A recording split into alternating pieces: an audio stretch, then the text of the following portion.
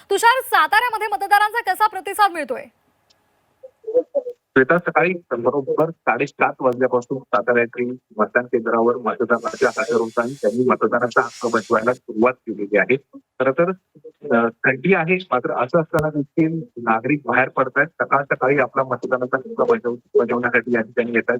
सातारा जिल्ह्यातील जवळजवळ 7 नगरपालिका आणि एका नगरपंचायतीसाठी आज मतदान प्रक्रिया पार पडते. तर 374 मतदान केंद्र ते जिल्ह्यात उभारण्यात आलेले आहेत आणि प्रत्येक मतदान केंद्रावर हा मोठा पोलीस बंदोबस्त तैनात करण्यात आला आहे. कर्मचारी जे अधिकारी आहेत ते तैनात करण्यात आलेले आहेत. एकूण निवडणूक प्रक्रिया शांततेत पार पडावी यासाठी सगळे प्रयत्न सुरू आहेत.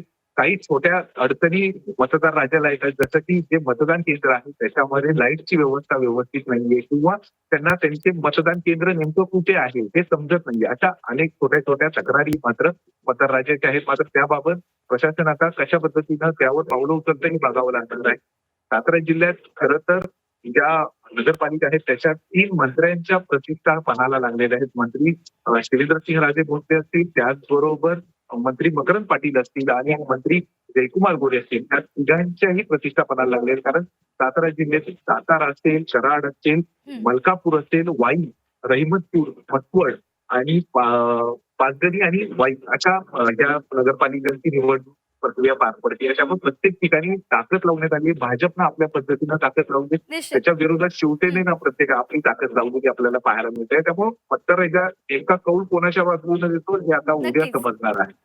अगदी, त्यामुळे मतदार सुद्धा आता कशा पद्धतीने प्रतिसाद देतात या मतदानासाठी हे पाहणं सुद्धा महत्त्वाचं ठरणार आहे.